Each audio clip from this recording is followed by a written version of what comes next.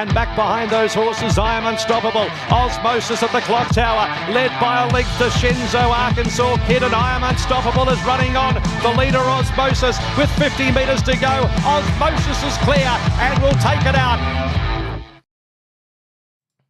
Alrighty, ladies and gentlemen, welcome back to the Mock Sports presents the Quaddie Poddy.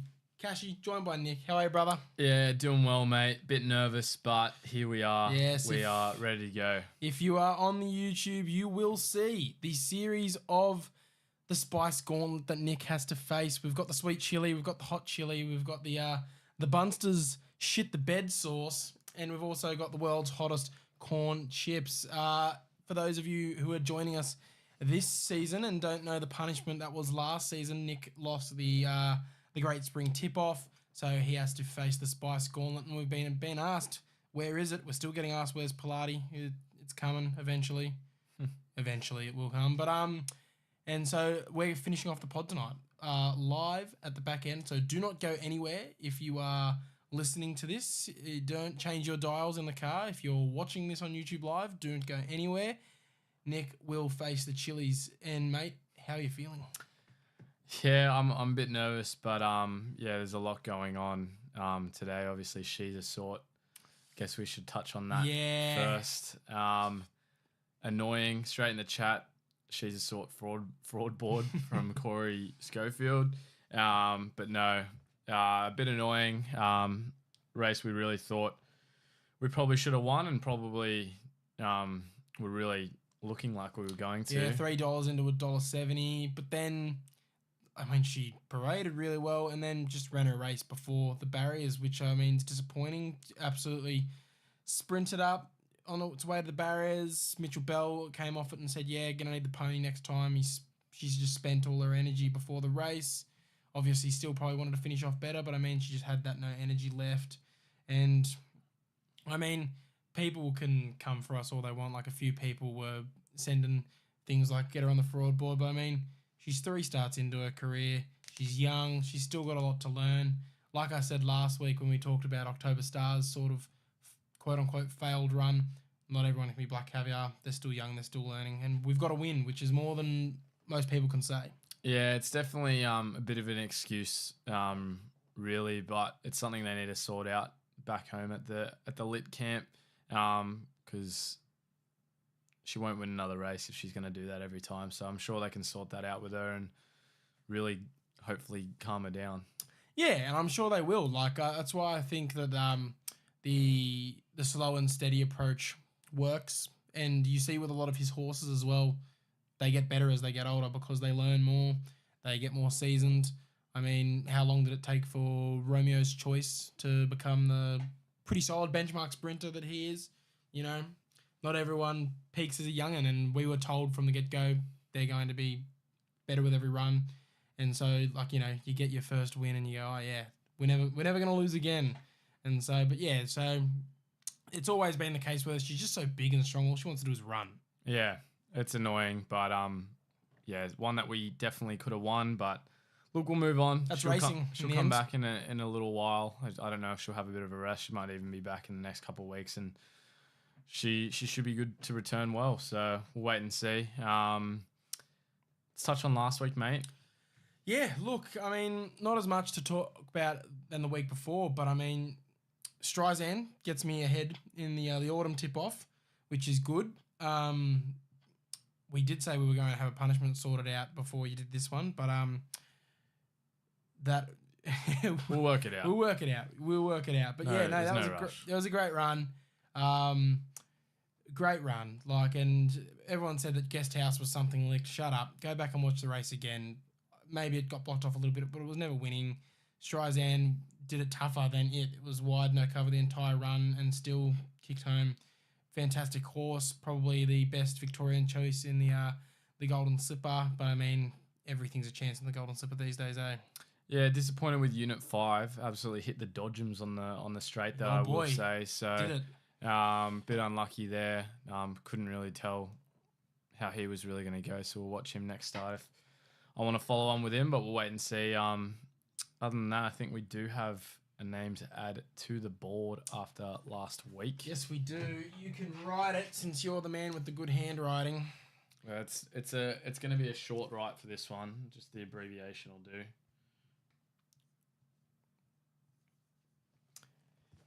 There you go. Treasure the Moment is officially on Fraud Watch with Apocalyptic. Okay, again, she's not a fraud yet, but she's got probably one more start to see how she goes. It was weird. Kind of like Giga Kick's run in the Lightning Stakes. Not a front runner, and then all of a sudden he's a front runner and ran out of puff in the end. But then again, still, like, that's her bread and butter, as I mentioned. She's a 1400 first up Caulfield through and through, and they had to be more, surely. Yeah, I was surprised to see the run, how it kind of went, and I think connections with the horse were pretty disappointed in the way Damien Lane went about it, but a horse of that caliber, you should still think that she would get it done in that kind of race. So, bit annoying. Buckaroo ran out of his skin. Oh my! What a run! And yeah, I would have been annoyed if that got up after me and you had a chat pre-pod. Yeah, but good thing we had covered Pericles because he is just a brand new horse under Bjorn Baker. The only thing is with that horse, it's so strange. You'd think he'd be almost immoral in the All-Star Mile, but they're saying, no, we're coming back to Sydney and we're going to face Autumn Glow. That doesn't seem smart when it comes to trying to secure easy victories. I respect it for taking on the big dogs, but I mean, All-Star Mile's there for the taking. That's a big money race. No, for sure. It's very, very weird thing to do, but we'll wait and see. Still a bit till then. But yeah, Treasure, where does she go from here? I'm not too sure, really. I think, honestly, if you just don't put her in that spot, I think a couple of her runs in the spring, she kind of got stuck trying to follow the lead a little bit too much as well and got exposed then, and then just got exposed the same way in her first up performance last week. So wait and see. I think there's not really too much running down there in Melbourne where she can probably snag a win if she gets the right run, but who knows? That's why she goes on the Fraud Watch for now.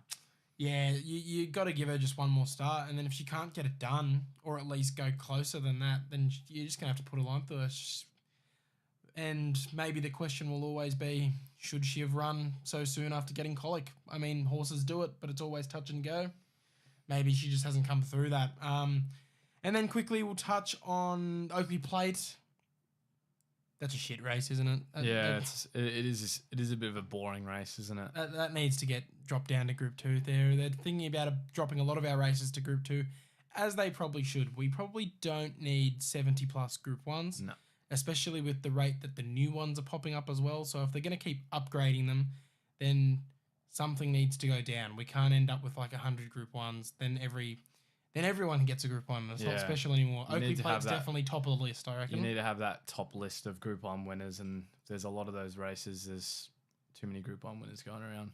Tropicus as a Group 1 winner is an interesting sentence to say. Yeah, I think even any of those horses, any of the horses that ran in the Oakley Plate, they're not Group 1 caliber. Jimmy Star's the only one in the last 5 years to come out of that race and win it and be considered actually Group 1 caliber. No, for sure. Any other races that come to mind that you reckon need to get dropped?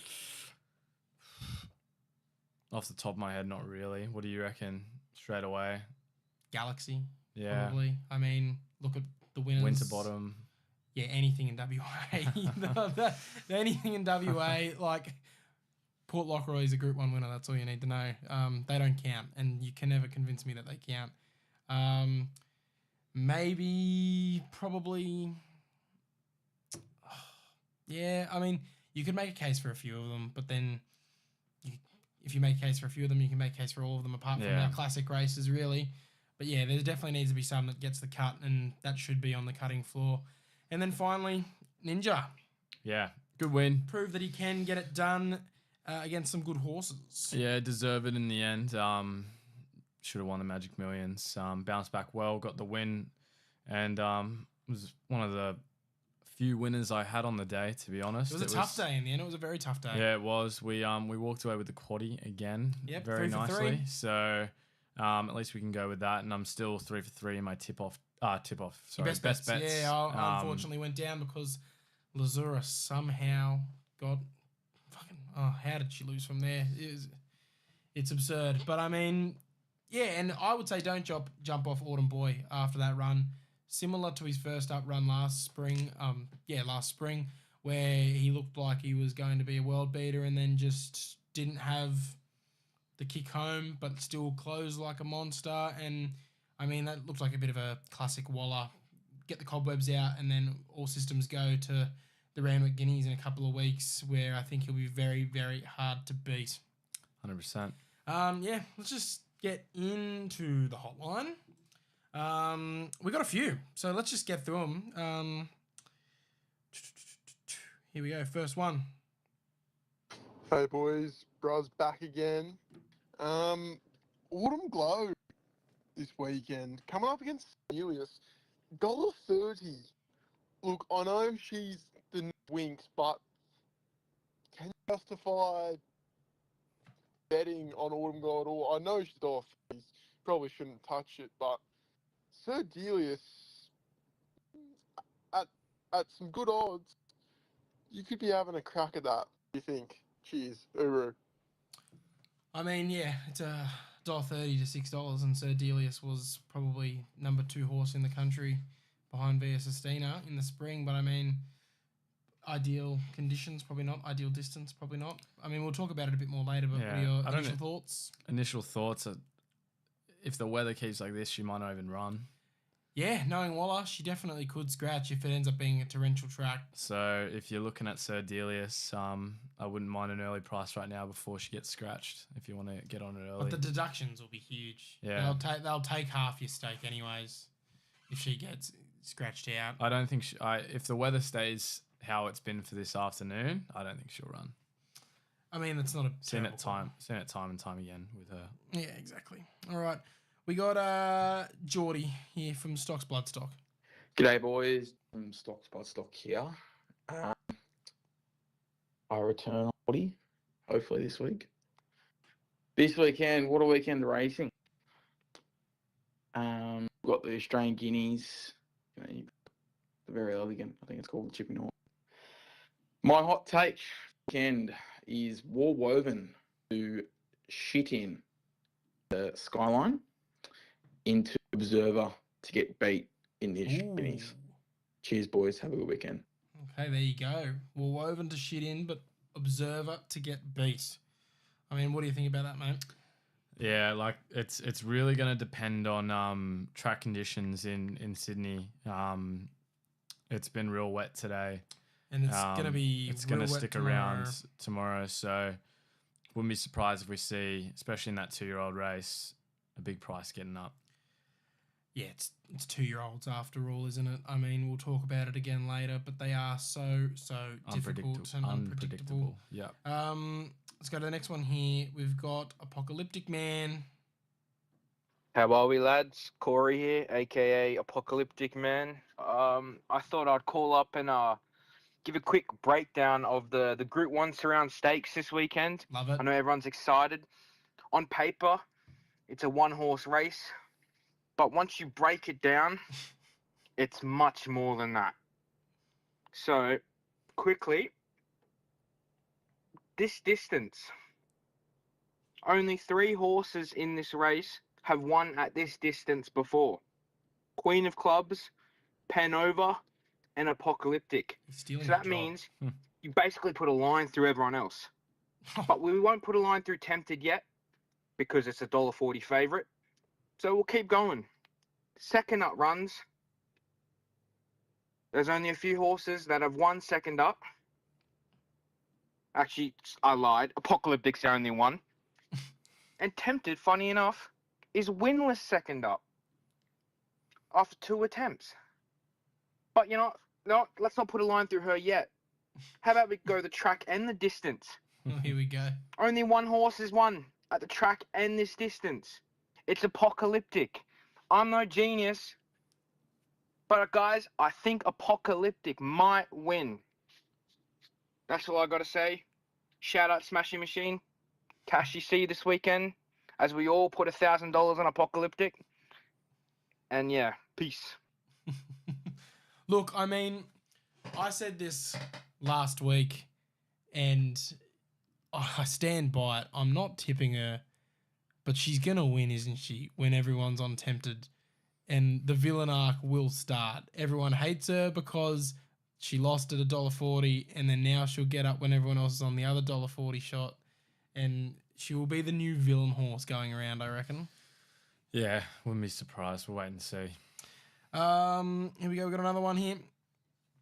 Oh, what's up, boys? For Lazura Tonkin. Oh my God, how do they not get up? Tell me about J it. Mac and Zach Lloyd absolutely in the bin. I'm going moral for this week. Thank you, boys. Awesome. Thank you. And then finally, we got Tom. G'day, boys. It's Tom. First thing I want to say, I hope no one backs Apocalyptic. I know it's running against Tempted, so I don't think there'll be many supporters of it. But no one should be backing it after last week or last start, whenever it was. I'm a bit Facts. all over the shop today. Second thing, in the English Sprint $1 million race, Fundamental Nature, one of mine. 2 starts, 2 wins in lower grade, but it's got loads of potential.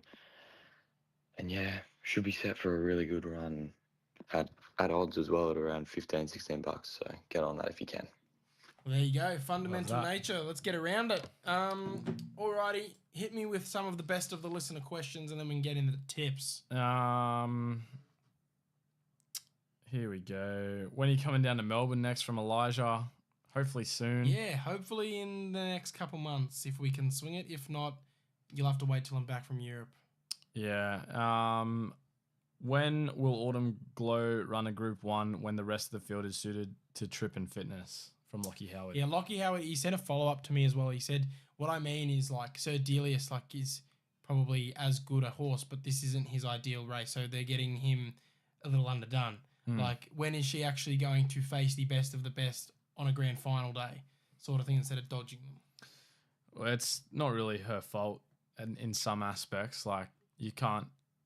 What she meant to do this week, you know what I mean? I think the argument comes if she doesn't get put in to a big race at the end of autumn or at the end of spring for their grand finals for most of those horses. But at this point, you can't give that an argument. It's not... She can't... Waller and everyone over there can't control where everyone else is racing. So yeah, you just think that it's got to be if she goes to the Queen Elizabeth, that's when she gets to prove that.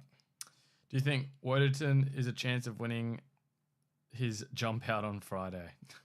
Probably not. And no, From stocks. I don't care what anyone says. Stop the narrative that he's going to go to the Newmarket and win down the straight.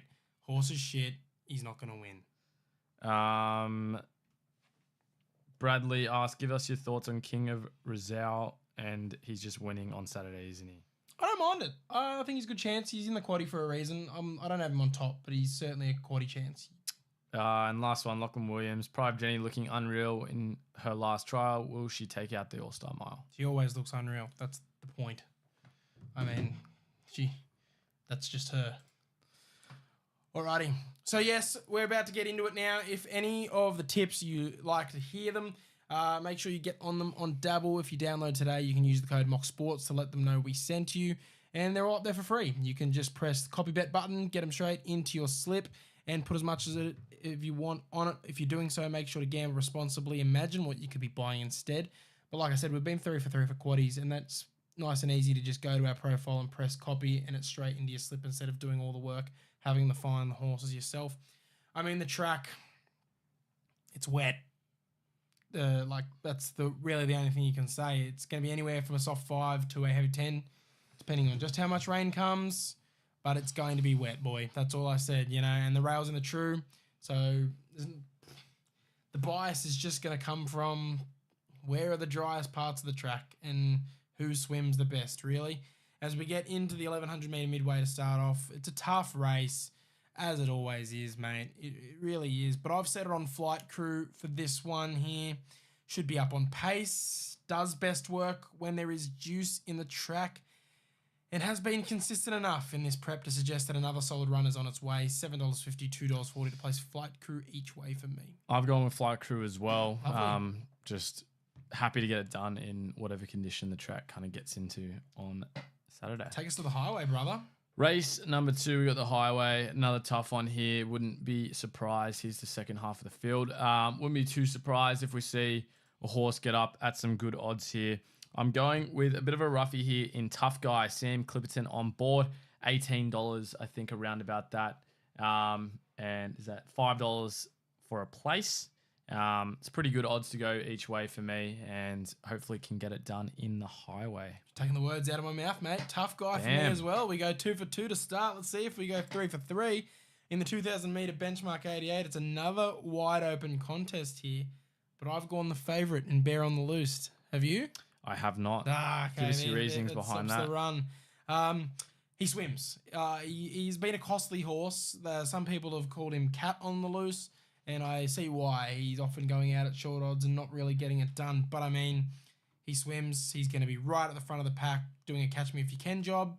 Usually when it's really, really wet, it's hard to make up ground. So, I mean, he might just lead, kick, and win. So, Bear on the Loose for me here. I'm taking Kenmar Bay, mate. I think it's at $11 or $12. $12 and $3.60 for a place. Another horse can get it done in the wet. Yeah, getting a bit of a step up in grade, but we'll see how he travels. Race number 4, we have the 1,200 meter race here. Another tough one to kind of go through. Not one that I'm going to really look at with the 2-year-olds running around. So tough. There's really anything you can kind of go for, but I'm going with by choice, Gay Waterhouse, Tim Clark. 1 first up and then 2 mediocre runs behind. A couple of good winners there, but at $7, it'll be mine for race number 4.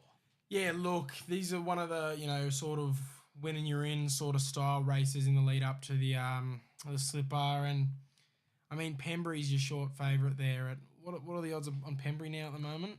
215. 215. Do you really want to be taking that when it's a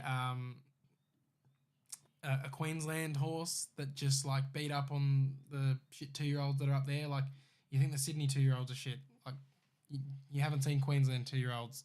I get the 5.5 lengths. I get the booking of J-Mac. Yeah, it might bolt in, but gee, you'd want to be a bit more proven at those odds. So I've gone for Spicy Miss. There's Zach Lloyd on board for the Mayor team. The form I go back to this one here is Revengeance, okay, in the Golden Gift. I'm a big Revengeance guy for long-term listeners of the pod. He's a strong horse that could be a real player come the pointy end of this autumn. Now she gets to go strictly against the girls for the first time. She's had 2 starts where she's had 2 really solid runs for a second against boys as well. She now gets to just go against her own sex, and it'll be a real telling point to see if she actually can run up to scratch. So yeah, Spicy Miss for me as we go into the Skyline Stakes for the boys. Almost identical race, but for the boys here, and it's Woven. Okay. Moral, Nick? No, not in the conditions too. We've spoke about it a little bit already. I'm gonna be asking you that a bit today because there's a lot of quote unquote maybe morals going around. So yeah, look, number 1 horse in the rankings for good reason. I mean, they suck. They all suck. I still think he might suck as well. Like, I wouldn't be surprised if the bubble goes pop and he's Stormboy and Woderton 2.0. But I mean, he's the only one really that has proven that he can do anything. So, I mean, I'm having him on top. I won't be investing him in it as heavily as other people. Put him in a multi if you really want to. I probably wouldn't because he's probably the least sure of all of the short horses on Saturday, in my opinion, purely because it's wet, it's 2-year-olds, literally anything can happen. You've got other ones that you could really look at, like Central Europe is a highly touted horse that's unrun. You got Fireball, who's in there coming off an English Millennium win. Knightsbridge is also more than capable. Gay Waterhouse trained. Obviously, it's probably going to put in a solid run. Same thing with Plagiarism. And I mean, Campion d'Italia ran like terrible on debut, but like could bounce back here. You never know with these 2-year-olds. So I wouldn't be investing heavily, but I think Woven probably should win. Yeah, I'm going to stick with Fireball. $6.50, a bit of a better price. And until a horse loses at the moment, I'm just going to stick on. English Millennium wins good enough for me. 1,200 meters a query, but a lot of it's going to be a query for a lot of these horses, so we'll wait and see. We'll move into race number 6, mate. I'm going to keep it pretty simple. Long-term listeners of the pod will know who I'm on. It's going to be Manal. That's our girl right there. $3.50 for her. She's looking pretty good and, was pretty decent first up, and I think she'll go one better here. Yeah, I mean, very decent race here, honestly. She's got some good horses to face. You know, Dark Glitter always puts in good runs at big odds. Gerringong, I would probably forgive its last start. It sort of missed the jump and never really factored into it, but better horse than what it was on the day. Verona Rose is capable of putting in a good start, as is Firestorm. We all know, even though it takes a long time between wins, it's never really out of the race. And then Arctic Glamour, same sort of story there. But I mean, Manal, we've been on her almost every start of her career and she's done us well. And I know she's got to give weight to the rest of the field. And I mean, that's probably what did her in the end. She carried 59.5 kilos. Weeping Woman carried 5 less kilos than her. But it was a fantastic run. Manal, you couldn't jump off her off of that one. I think she's just better than this lot and hopefully should get the job done. As we skip race 7 and 8 for the tip-off, I'll take you to race 9, the 1,300 metre Liverpool City Cup. This is a weird race. It often throws out some really rogue winners, this race. And I mean, this is a field full of rogue horses. You've got Cole Crusher, who again always goes a long time between wins, but is always capable in his day and swims, so is certainly one you wouldn't want to rule out. Instructors, another one that swims and has been pretty consistent without winning this prep. Zarastro, good in the soft, not so good if it's a bottomless deck. Willardo, swims. Media World, swims. King of Rousseau, swims. So, Axios, the favourite, swims. It's a swimmer's race here, and you've got to just find the right one. And, I mean, Militarize. It's who I've settled on. He hasn't done anything of note since coming back from retirement, and that's a weird thing because you would have thought getting those nuts chopped off would just take him to an even bigger level, but he hasn't. But his trials have been all right, and he's another one that swims, and he hasn't really gotten those conditions since his days of dominating. He's been stuck with really, really dry tracks the majority of his career since then. So, I mean, I'm actually really happy to be with him here at $8 and $2.60 to place. I think he might finally get his another win. We're going to be covering a lot of horses in the quaddie because it's probably the most open race of the day. But I think, yeah, Militarized, barrier 1, J-Mac goes back on. Yeah, I like it. I'm pretty happy with that as well. There's not really much sticking out to me, and Militarized is one that I think can bounce back for this one, mate. As we get to the last of the day, decent field, could be a bit of a quaddie killer here. Your favourite is Mal Coop. I think Rosalind Star's another one to really mention, who I've been on the last couple starts and been unlucky. But I'm settling with Bev's 9 here. Can get it done. 4 from 4. Has got it done on the wet track as well. So covering myself there a little bit. $5.50, I'm pretty sure. So I'm pretty happy with that. It's another one that we're going the same, mate. I mean, we've probably got almost half the card as the same tips. Well. Purely because scratched last week when I was trying to get on her, and it's the same thing. My attitude is always back the unbeaten horse until she gets beaten, because you just never know how good she's going to be. And like you mentioned, she swims. She's 2 from 2 in the heavy, 1 from 1 in the soft. If it somehow ends up dry, which it probably won't, she's 1 from 1 there as well, because she's 4-0 in her career. Definitely can go 5-0. Mal Coop off the 1 week backup, I think, is definitely going to be very dangerous. Another one that swims. And as you mentioned, Rosalind Star has been building towards a win this prep and isn't too shabby in the wet. There's a few others that are sniffing around, but I think you probably find your winner out of those 3. Could maybe entertain a Lilac if you really wanted to get a roughie in there. I mean, yeah, that's probably the only 4 horses I could probably make somewhat of a case for. But yeah, I've settled with Bev 9 as well. And yeah, that takes us into the Great Autumn Tip-Off.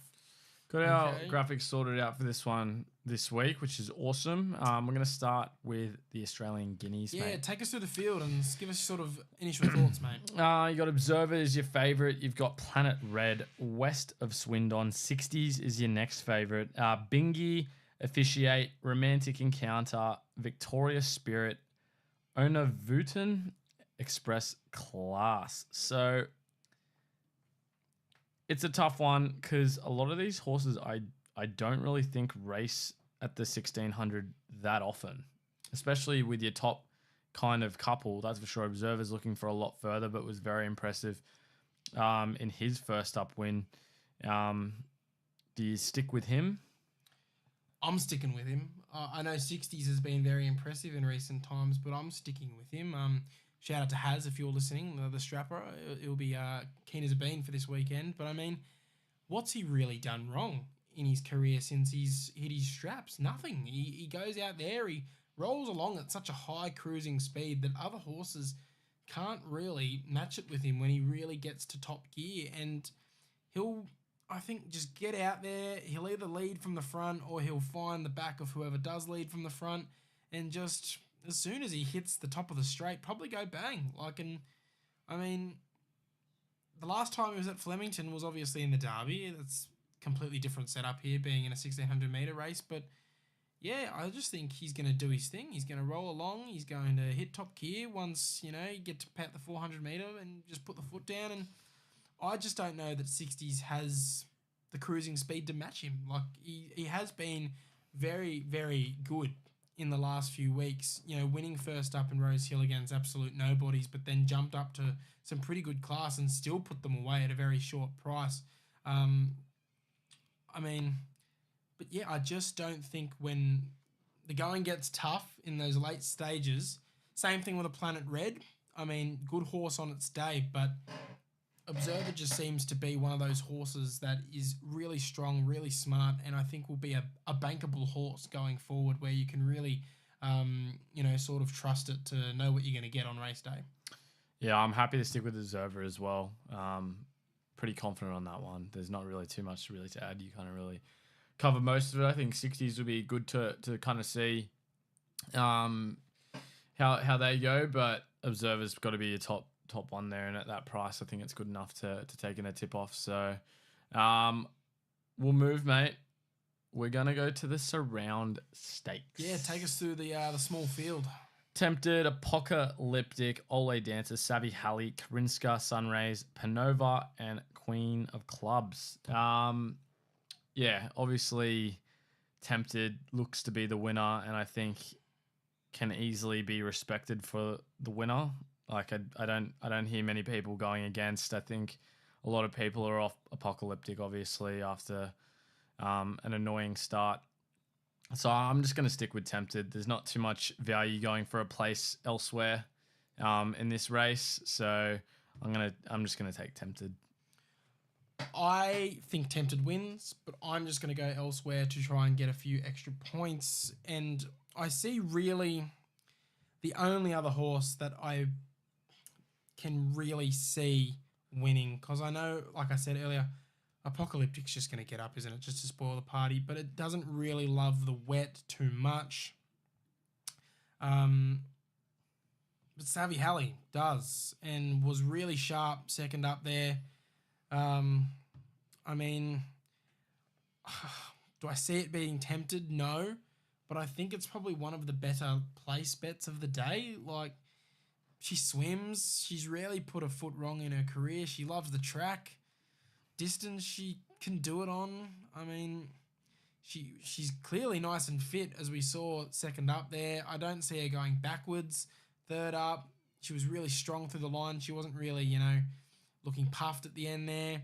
She'll be in the right part of the track as well. She'll probably set that pace and be the one that they have to run down late. So yeah, I do think Tempted wins, though. I mean, the only thing that really does her in is if she can't run on a bottomless track, because, I mean, how do you go against her? I know up to 1400 really isn't her go, more of a sprinter, but I mean, put like the likes of Napoleonic away with ease. Second to Decaying Rising speaks for itself. She's as close to bulletproof as you can probably get, apart from the fact that there could be the bottomless track query and the 1400 meter query. She just should win, shouldn't she? Yeah, for sure, and that's why I've gone with her. Yeah, there's not many holes you can poke in her. Like, I know that could it be too wet? Could it be the 1400? But I feel like since her last 1400 failure, quote unquote failure, she's gone to another level. So I don't think it's as big as a query as some people are making it out. I just think it's the weather. I really think that's the only hole you can poke with her. Yeah. And then we got, mate, the Matthew Cashmore giving me a ring. I'll call him back later. The Verry Elleegant Stakes. It's a great field. Take us through it, mate. You got Chow Wolf at a good price. So you got Sir Delius, you got Lindemann, Wotan Verny, Soul of Spain, Valiant King, Trinity College, Autumn Glow, and Eliana. Okay. Good race. And, well, actually, sorry, before I forgot to ask you. Tempted, moral.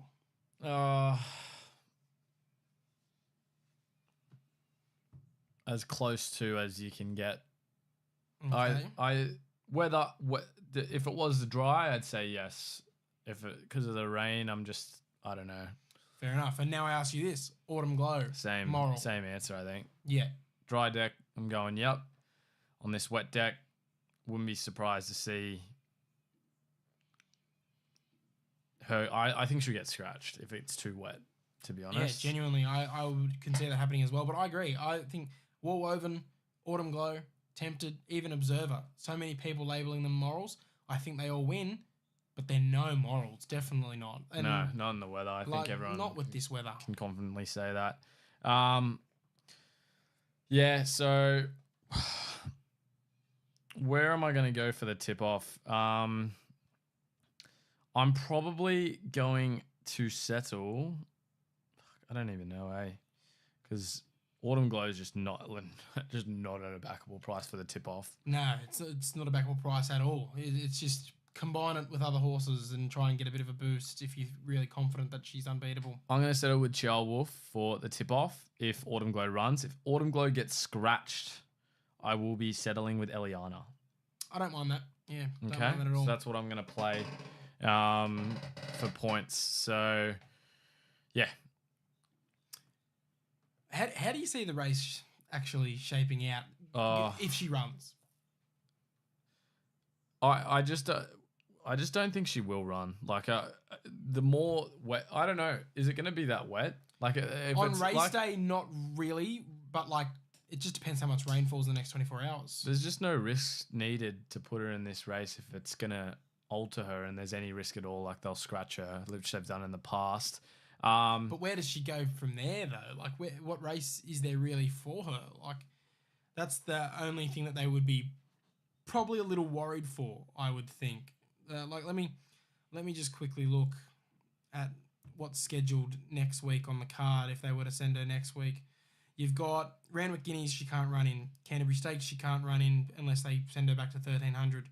Challenge Stakes, no. Riesling and Todman, obviously, no. Winona Girl Quality, no. Aspiration, Quality, I guess, maybe. If she'd go around with a ton of weight, though, so probably no. Fireball, no. And obviously Midway, no. So if they don't run her on the weekend, they have to probably push her back 2 weeks to then probably go to a Cornwall Classic where she would carry a shit ton of weight and then has to go 1 week back up into the George Ryder. So it could really undo her prep no matter what happens. If she scratches and then where does she go from there? Or if she runs and then she gets gassed on a wet track. Yeah, I don't know. We'll wait and see, I guess. But if she runs, like, she probably wins. Because I put it this way, I think if they run her, it's good enough conditions for her to run and she'll win. And they know if it's too wet, they'll just scratch her. Fair enough. So I think she wins if she runs, and that's going to be a decision made by Waller in the camp. If she doesn't run, then she would have been at risk. And, yeah. Tells us all we need to know, really, yeah. I think it'll be similar to last start, really. Lindemann, out he bounds, sets a nice pace. I think Lindemann will drown. Yeah, I don't think he'll hold on for a place in this one. I think he'll probably fade as soon as they sort of get to the 200-metre mark. But he'll get out there. He'll set that pace. I mean, probably up there as well. You might find a Chia Wolf running a bit more up on pace maybe, but probably not considering the blinkers aren't on. So you'll probably find him out the back and then closing off late. A Sir Delius you'll probably find off the back of a Lindemann. And then can Autumn Glow run them down with the wet. If she runs, I think probably yes, unless somehow she trips and falls over. Yeah. Knock on wood, she doesn't. If she runs, she wins. And if she runs, my thing in the tip-off, call me crazy, it's Trinity College, because if I'm going to try and get points, I'm going to try and get big points. And the only other one is Trinity College at 7.25 for a place there. First up for Waller, import. Everyone knows I have a sickness for them. Sickness. But I mean, has won over this distance and runs well first up. There's no reason to say that it can't sneak a top 4 spot. I'm probably going to play it, I think, in a same race multi as well. Autumn Glow to win, Trinity College top 4. So if it sneaks into the placings, I'll love it. If she doesn't run, though, Sir Delius, because I mean, it's Sir Delius. I think Sir Delius and Autumn Glow are probably neck and neck, pretty close to Quinella of the week. If not, Elleegant maybe splits them if Elleegant can get the run of the race there. But I mean, everyone's freaking out about Delius's trials, but I mean, it's never been an amazing trialer in the first place. And one thing that people forget is that Delius wasn't actually injured. Like, he just was at risk of injury, so they had to spell him. Everyone's like, oh yeah, first up off an injury, probably need to watch him go around, probably actually won't run that well. He was never actually injured, which is something that I want you to really remember. So don't be too surprised if he actually causes an upset here, because he could still very much so be at his best. For sure. Okay, mate. Around the grounds, take us there. Have you found anything other than the feature races? Not much, to be honest. Flemington is a little dry this weekend for my liking. I've got one. Let me get Belle Merci runs again, $4.20 in race number 6. Coming, was it second? No, third last start was really impressive. So she looks back to some good form after being away for a long time. So Belle Merci carrying a very, very big weight, but going to back her in the 6th race at Flemington. I'm with you there, mate. I've also got Apulia in race 7. It's an interesting race. That One Smooth Operator makes his first start under an Australian banner. It's stuck around now after the Cup, but I just think Apulia, tried, tested, been having a hell of a prep, won't be stopping now unless it's gotten to the end of its energy resources. But I'm very confident that it takes out. Loves Flemington as well, so I see no reason why it should be losing in that race. Alrighty, let's go to the quaddie. Let's try and nail a 4th from 4th quaddie in Sydney. We still haven't hit a Melbourne one, but maybe this is the week. Hit us with it, mate. Yeah, you hit us with it. Race 7 at Randwick, we've gone Tempted, Savvy Halley and Apocalyptic, 1, 2, 4. Race 8, we've gone Autumn Glow, 1 out. Obviously, if he scratches, we're going to have to change that up. Race 9, we've covered a few. Militarized, The Instructor, Willardo, King of Rousseau, Axios and Enriched, 2, 3, 5, 7, 9, 10. Race 10, Rosalind Star, Bevs 9, Mal Coop, 6, 11, 12. $50 gets you 92%. Flemington in race 7, we've gone Willie Do It, Apulia, One Smooth Operator and Birdman, 1, 2, 3, 5. Race 8, we've gone Observer 60s, 1, 4. Race 9, Alpha Sophie, Get a Good Feeling, Fundamental Nature, 2, 3, 13. Race 10, Fear Not, Ambassadorial, Extra Rush, Mr. Monaco, 5, 7, 10, 11. $50 gets you 52%. And, mate, you're the best bet king at the moment. You've gone 3 for 3. Let's see if you can go 4 for 4. If you're having one bet around the country, what is it and why? Settling with Manal. I think she's the best one for this weekend. Can get it done on the wet track and best horse in that race. So I think it's about $3.50. Pretty happy to take her as my best bet of the weekend. And my best bet of the weekend has to be Observer. I just really think he is just that much better than them. I know that 60s is making a really good case, but yeah, I just don't see them being able to keep up with him late. Best Ruffy, by any chance? Tough Guy? Tough Guy. I think we'll take Tough Guy in a second. Tough Guy's mine as well. Awesome. Alrighty, the time has come. Let me get the live chat up as well. I want to see people's reactions to this while you do this. The time has come. If you're still here and you're waiting for it, here we go. Nick is about to face the Spice Gauntlet. Here we go, mate. I'm right. very, very keen. So, Cash is going to set me it, up with... So, I think we've got some crackers. That's what we're going to put them on. Nice little neutral target for you to eat them off. Yeah, just so we're not mucking around and stuff. So Cashy's he's gonna choose the Can you open them? For some reason I can't get them open. Cashy is going to. Oh, my hands are sweaty as. Yeah, same. I'm already getting hot and sweaty in this room thinking about what you're gonna do. There you go. Cashy's gonna set up the portions so he can be as generous or as least generous as he wants. His shit is about to blow. Yeah. So First off, we'll start him off nice and early. We'll start him off with a bit of sweet chili. Bro just ate his own cracker. Yeah, bro. I'm hungry. All right. He's got a spoon. He's got a cracker. Sorry to the listeners who are just listening to me chew. Yeah. Probably wasn't a good idea. Sweet chili. Okay. Let's get him that. All right. This one, level 1's pretty easy.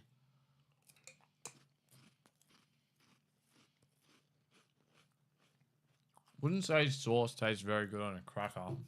I just thought it was a nice neutral thing. I was like, it's either that or a chicken nugget, really. But what we wanted you to taste is the sauce. So something nice and neutral to actually feel what you're actually eating rather than have it hidden with other flavors. So how you feeling, mate? Any heat in there? No bit of fang on it? Nah, that's all right. Sweet chili's right. We've got the Master Foods hot chili sauce, stepping it up a level. Do you ever eat this at all? Do you ever have this on your snags or anything at home? You ever had it? Not the Master Foods one. Because I know that it is an acquired taste. I don't think it's that spicy. I have a high spice tolerance. Others maybe not. Some people think this shit is spicy. I don't. We'll see what you feel.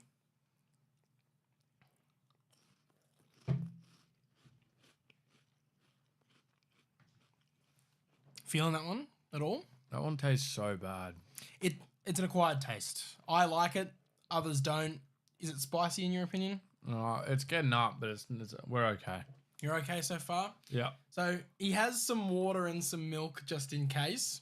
I think it's more for the back end, which could be this one. So I'll let you choose, mate. Do you want the I'll go the shit sauce. the bed sauce first? What do you reckon? We'll let them choose. Do you reckon this will be hot enough? Like hot? Do you reckon this will actually be hot? I don't know. In the chat, if you're here, quickly let us know what goes next. Hottest corn chip or the shit Or do the you bed reckon sauce? I have hottest corn chip by itself and then I have to put sauce on the hottest corn chip? Well, I mean, yeah, actually, you know what? Do that. And if it's actually not that spicy, you can put the sauce on the spice chip. Because where's the spice on them? They just look like regular corn chips. Give me a smell. I've always been interested to see how this is. Alright, I'm going to have it. They just look like regular corn chips. Describe what you're feeling.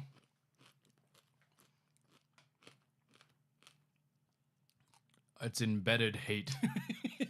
It is embedded. It is spicy. You don't need flavors. I think it's made with peppers. Holy fuck, that's actually... Yeah, okay. That's warm. Corey Thompson, all the sauces on the corn chip is the final punishment. This is the final. Yeah, we'll see how we go. How you feeling? Is it starting to hit you?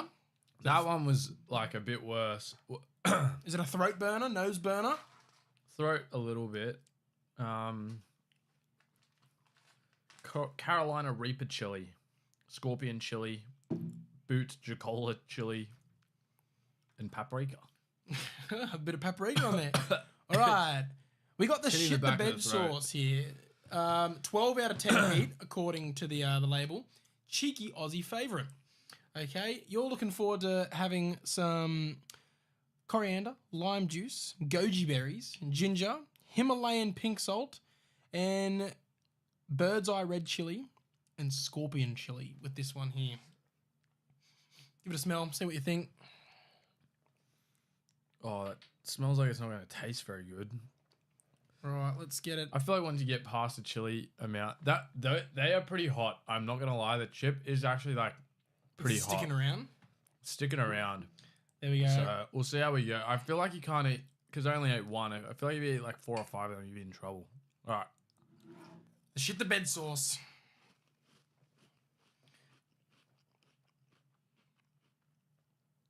We probably should have done that one before. Not as bad. It's hot, but yeah, it's a little bit hot. Getting there. It's hit you now? Yeah, I feel all right. Feel all right? Yeah. Okay, well, We're going to do... we've got another one here of... Where is it here? I brought one just in case your spice tolerance was more than you had. We'll go Fingerhorn two more. We'll do this one, and then I'm happy to do a chip with all of them on with it. the sauces on it. Okay. We got the Fingerhorn Supernova Uber Lava here. Caution, Carolina Reaper, handcrafted in cans. Thank you to the people of the Fingerhorn sauces. Let me just tell you I what am you've got sweating a here. little bit. Sweet and ultra hot.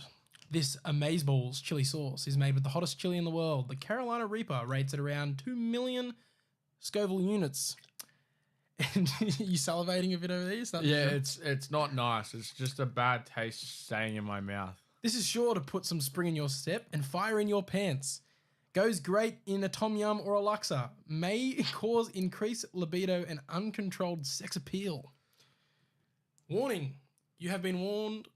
Handle with extreme caution. I don't know how that's meant to give you a high libido, but we'll see how you go. Alrighty here. Oh, shit. All right. That's a lot. I've given you a lot there.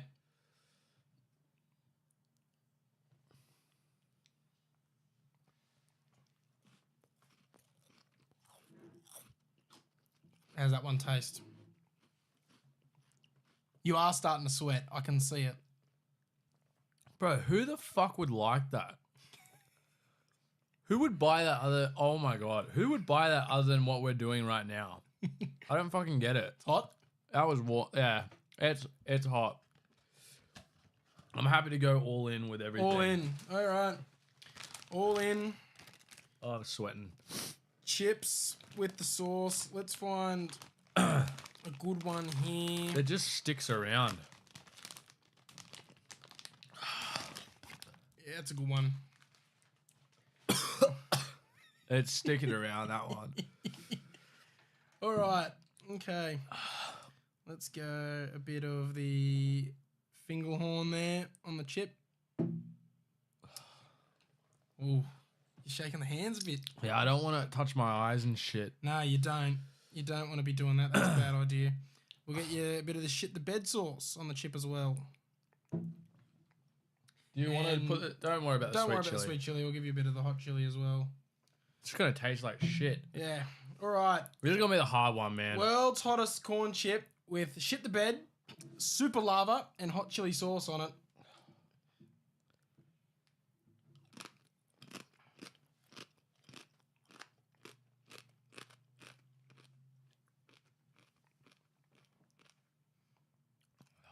Yeah, that taste. Oh my God, that's fucked.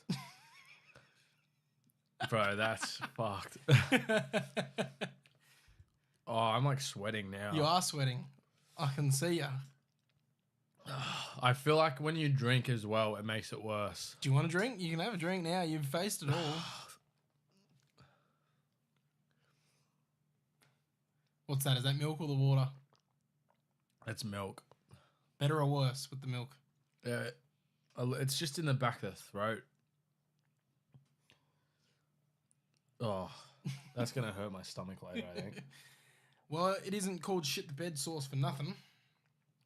I mean, how do you feel? Do you feel like you have increased libido? I don't know. Do you just want to... I'm just going to read... Do you want to read out the back of that? I was reading it before. All right. Do not consume on an empty stomach. Do you have an empty stomach? Do not consume if you're allergic to chili or capsicum, if you're sensitive to spicy foods, if you have a cardiac condition, if you have gastrointestinal problems. Bro, So this is sticking around. sticking around a little bit. It's you're- just not going away. If you're pregnant or breastfeeding, or if you have any other medical conditions. I mean, so yeah, so our dream at Chili Seed Bank was to create a super hot snack that will test even the most diehard chili fanatics. These are infused with scorpion, ghost, and Carolina Reaper peppers. Be warned, this could hurt. Also available, try our new delicious barbecue habanero corn chips. It's getting worse, man. Oh, it is getting worse? It's getting like a lot worse. It's a slow burner. It's a slow burner. I think because I really chewed that one out a little bit. Yeah. Oh, it's just getting worse. It's not getting any better. Oh, I can see the sweat starting just- to that drip was off just you milk. now. Really? On my head? Yeah, I can see you really sweating. All right, let's wrap it up. Well, mate, if that doesn't teach you to punt better, I don't know what does. Yeah. Thank you, listeners, as always. I can't really speak, man. Is the tongue swelling? The tongue's not swollen, it's just my mouth. Thank you for joining, as always. We will catch you next week. Keep an eye on our socials. I'll put up a post 10 minutes afterwards if you're still in pain. You're in pain, aren't you? Yeah, my mouth hurts. Yeah. My mouth is literally hurting. Oh, fuck me. You know what it is? It isn't the sauces, it's the chip. Yeah. I thought the chip would be alright, but it's like embedded in, I don't know how to explain it. It's like made out of chilies.